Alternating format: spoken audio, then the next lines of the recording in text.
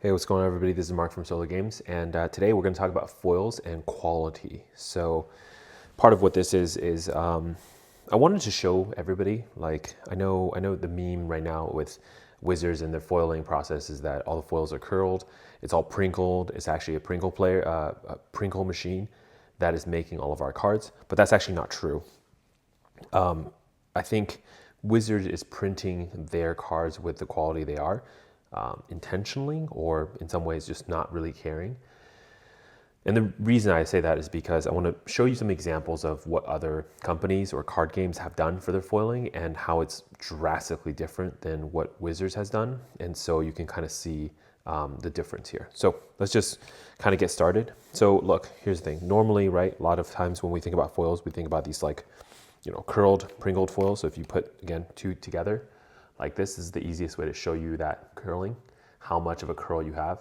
And this is your standard. This is what most players kind of, get used to playing with, is like these really curled cards, especially in foil, to the point where, you could be cited for cheating if you're using these in an actual tournament deck, which really sucks because, well, these are actually real cards, but just curled, right? Some of them are obviously curled more than others. I think this Hive Mind, for example, is actually fairly good. I mean, the way I always do it is you take it, you put it next to another card. Yeah, I mean, that's pretty legit. I mean, that's almost like not curled. I mean, it's a little bit, right? But it's kind of like there's a room for error. So this is I would say is like okay, not bad at all actually. But then you have other cards like, for example, this Greater Oromancy here. It's pretty bad. I mean, the curling I can fix with, again, one of my processes here, but it's that. The worst one here is this Boros Guildmage. You can see it's basically just got like a good angle on it. And of course, you put two of these really bad ones together, you can see how big that amplifies that curling. But this is what happens with foils sold by Wizard, right? Now, a lot of people, especially people who are more, accustomed to this type of foiling, think that this is all Wizard sells. In fact, this is all of Wizards curling or foils curl like this. And that's actually not true. So I brought a couple examples here. I was able to dig through all of my collection binders and find some cool stuff. So first of all, so back in Scourge, right? So foils actually was introduced in Urza Destiny, I think. Let's see, Legacy. So Urza Saga did not have it, but Legacy had it and Destiny had it. So that's where foils were first introduced. And so this is a Fierce Empath from Scourge, so a couple sets from there. But as you can see, like if you keep a foil in a nice like container, right, a sleeved type of container, and you just kind of keep it sleeved up for a long time, they'll be fine. I mean, there's a little bit of curling, but it's by and large not bad. And this is the old foiling, by the way.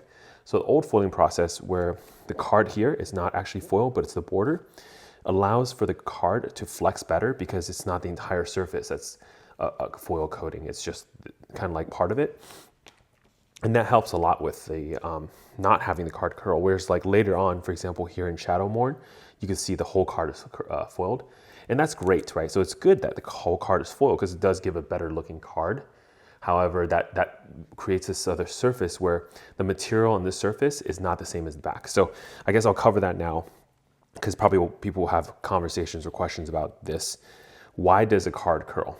The main reason why a card curls is because whenever they make foils, they would have a surface layer of the foil. In fact, if you're really curious, you could use acetone and scratch off the art layer, and you can see the foil underneath. Or if you're really careful, sometimes you can peel off like this almost plastic layer looking thing from here and defoil your foil. Right? Obviously you damage the card, but you can do that. And that's basically what happens. There's two-layer process. So usually a cardboard is the card, but then you would have this layer on top, and that's the foil layer. The problem is with moisture and environmental and just handling of the card. Plastic does not shrink or expand the same way paper does. And so you can imagine if you have two materials that are different, like actual materials, if one shrinks or expands, right, it bends. So basically what happens, imagine this side doesn't change. This one expands over here in the back, it would start doing this. In fact, if this side shrinks, it would also do the same thing. It will pull the card, and that's why it curls. And sometimes you can tell where the expansion is happening because it curls sometimes, left to right, sometimes up to top and bottom, etc. Sometimes even curls the other way. And again, it's more demonstration of how the materials changing with respect to the process. In this case here, this card here, you can see it's a little bit of a, almost like a right-left curl, or top right to left, bottom left type of curling. So that's that. So here's some examples, right? So obviously back then, old school foils like this, the shooting star, did not curl nearly as much as these. Now, later iterations of shooting star did curl quite a bit. I'm not sure why that is. I think part of the problem became maybe they were using cheaper material for the actual foiling. But Wizards actually do know how to make good foils, because if you look at some of the old school stuff, right? Like these from the vault kind of cards, which were known to be one of the highest quality, foils. This foil doesn't curl. I mean, it's not completely flat, but it's pretty damn close. Look at that. I mean, this is from the Vault Dragons, right? And this type of foiling, and this is similar to like what they use for the Masterpiece and the Invocations, they don't curl. Similarly, if you look at foils from, let's say like the unsets, so like the unstabled here, the Sword of Dungeons and Dragons. Cool card, by the way. This card, dude, here, look at this. Look how flat that card is. That card has no curl, basically, right? And again, if you keep it in pristine condition like this, it's not gonna curl at all. And so this, and again, this is not a DFC, right? Double face card. There's no two faces of foiling. The back is still cardboard, but because of the way they did the foiling, this doesn't curl. Similarly, all of these like box toppers, right? They don't curl either. So if you ever handled some of these Ultimate Master box toppers that had the full art foils, when full art meant something back then, they do not curl. Look at this. So you put these back to back, and you can see super flat. And that's what I mean. Wizard actually knows how to make cards that don't curl, but at some point they just stop caring. They stop really caring and saying, hey, let's make sure our cards are this type of quality whenever we print them. One of the most disappointing, I didn't open my Warhammer Collector's set, but I heard the Surge foils were curling, right? And it's like, if you're selling premium collector's edition, special foiling process called Surge foil, you better make sure those foils don't curl. And it's really sad that they were. So anyways, let's look at other games, right? So another game that I happen to have some cards for, Flesh and Blood here. So really fun things, right? First of all, Flesh and Blood, of course, started this whole fad on what we call etch foils, right? Or in Flesh and Blood, we call them cold foils. And the whole idea here is that you can see the way that they foil this card is they kind of highlight parts of the card without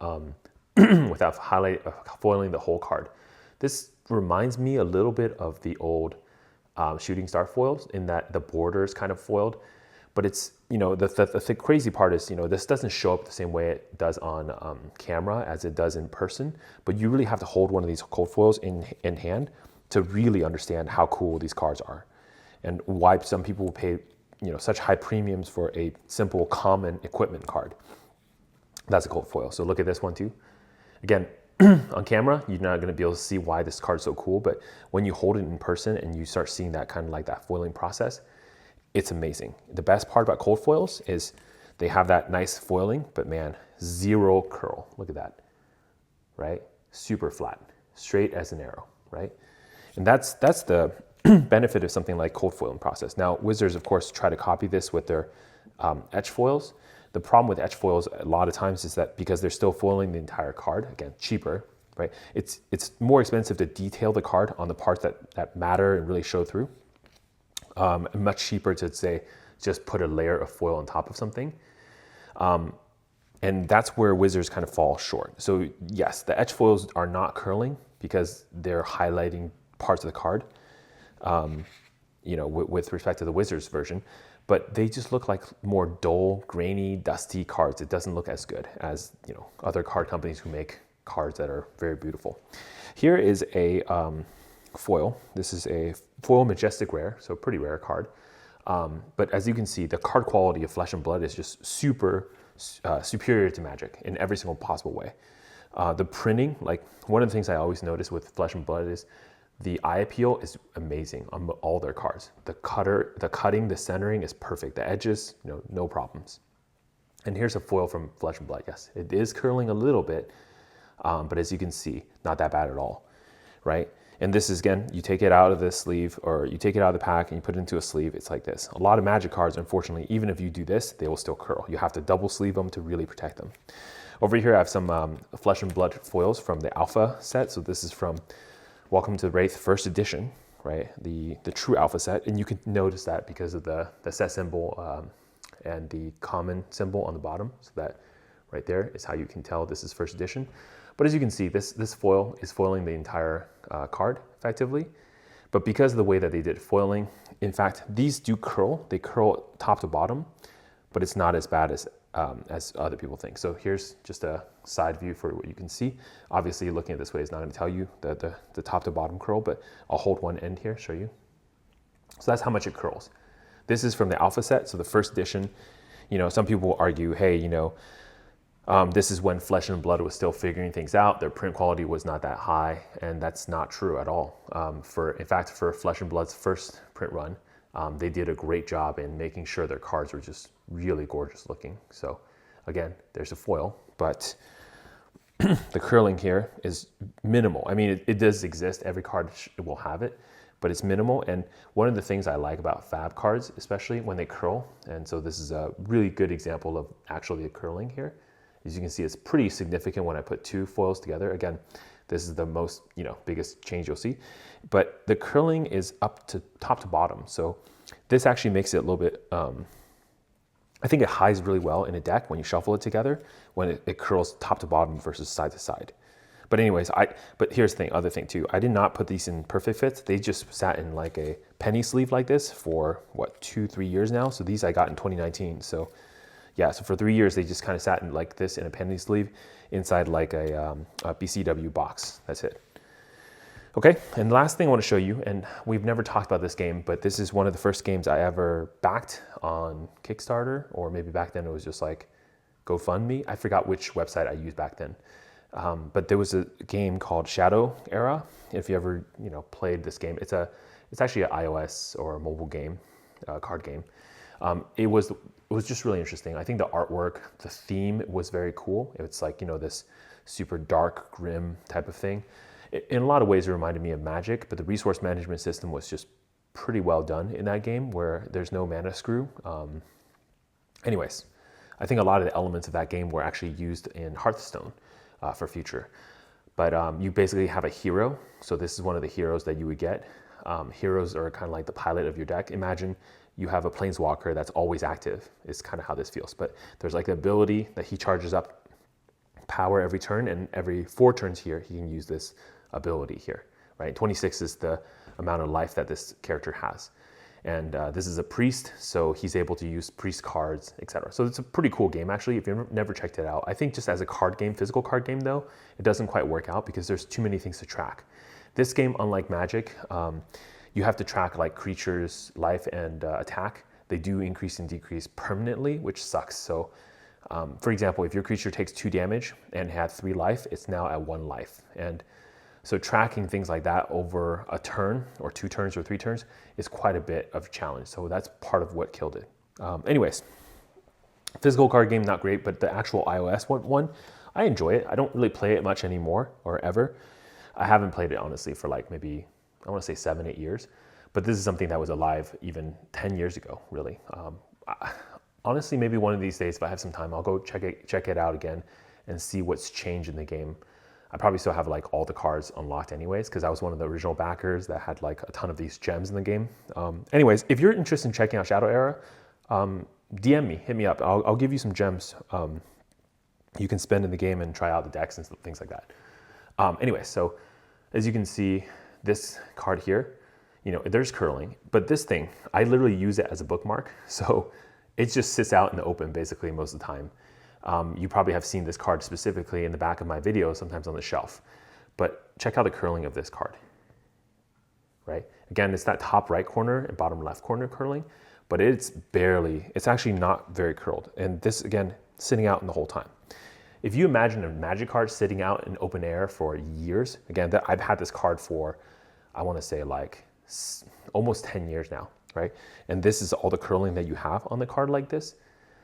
It's pretty good, right? And you can see how worn it is. This is literally me sliding across books, right? So that I'll just put, let's see, do I have a black background? You can see the whiting along the edge, right? So it's very, very well used card. But because of the way that they've done the curling, the card looks fine. Looks pretty good, actually, curling wise. But just as a comparison, so I think the point of this video really is just to show you kind of like a plethora of different, even products by Wizards, but also comparing other games and their curling and their foiling process. And I just have to say, I don't know why it is this way, but Magic cards, Pokemon cards, especially back in the 90s, the original WotC sets, they just curl like crazy. But the cards that were printed by other printers, by other card games, towards in the 2010s, 2000s, are just much better. And if the argument is, well, they've had many years to improve the printing process, then tell me why cards from Magic in 2023 are still curling like crazy. Yeah, so that's just what it is. So I think Magic can print higher quality cards. I think there's a explicit choice of not doing it because maybe it's a cost saving thing. Maybe printing these poor quality foils, nobody cares. It's a cost saving thing. Maybe that's what it is. I don't know.